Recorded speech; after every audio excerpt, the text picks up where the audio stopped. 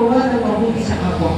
Ibig sabihin, sasaalang-alang natin yung mabuti at tama at nararapat na ginagawa natin bilang isang Christian.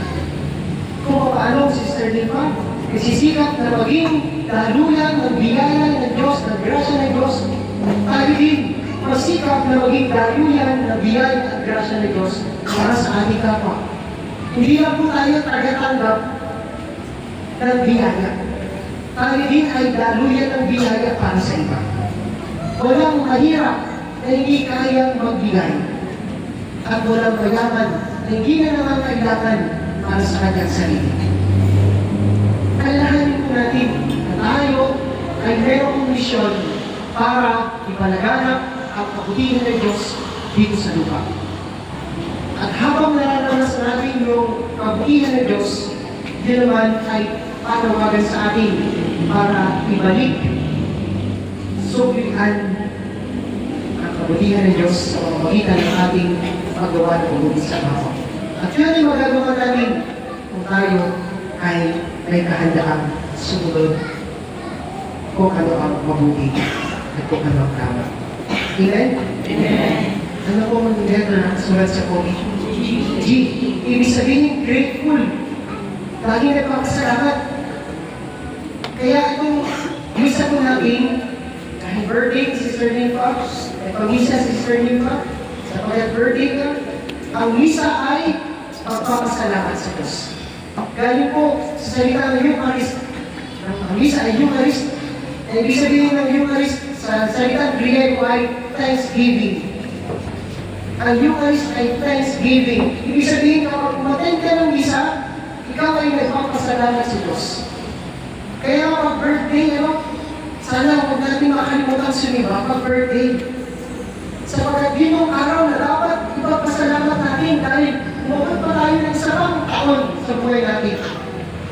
Hindi natin alam ito na yung huling araw natin. Wala nakakaalam mo lang, tanging Diyos na. Pero araw-araw tayo ay dapat nagpapasalamat sa Diyos. At lalo higit sa tuwing tayo mag-iiwan ng ating birthday, huwag makakalimot magpasalamat. Sumibangan lang. O kaya, makapagkumpisan. Para malinis tayo, dalisay ang puso, pagibos natin matanggap yung grasya ng Diyos. Thanksgiving, grateful heart, laging may pusong nagpapasalamat sa Diyos. Kahit may problema, magpasalamat. Kahit may pagtitiis, may sakripisyo, magpasalamat. Sapagkat ang Diyos ay hindi tumitigil para tayo kanya biyayaan. Amen? Amen. Ano po yung pamilihan? E. Natatawa kayo sa E na naisip ko. Ang E ay, ano ba yan? Ano ba yan? Ano ang ibig sabihin? Kapag isang away sabi ng ano ba yan? Para bang pabebe? Ano? Pabebe? Iniisip ko, ganun tayo sa Diyos, pabebe. Kailangan natin magpabebe sa Diyos. Sapagkat, wala mo tayong ibang hilingan, lalawitan, kundi ang Diyos. Ang tunay talagang kahulugan ng E, I, entrustment. Kapagtiwala sa Diyos. Ipinagkakatiwala natin ang lahat sa Diyos. Ang buhay natin, si Lord ang bahala. Ang araw-araw natin ginagawa, si Lord ang bahala. Ang problema natin, siya ang bahala. Ang oras natin, ay ano? Ay, mag-isip kay Lord. Dahil sa utang, ay nala. Pagsusulikap. Ipagkatiwala natin ang lahat sa Diyos. At ang Diyos hindi makakalimutan, hindi nagpapabaya sa atin. Let us entrust everything to the Lord, because God is with us.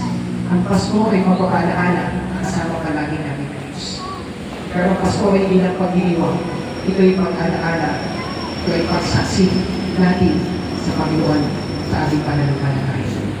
Happy birthday, Sister Nympha.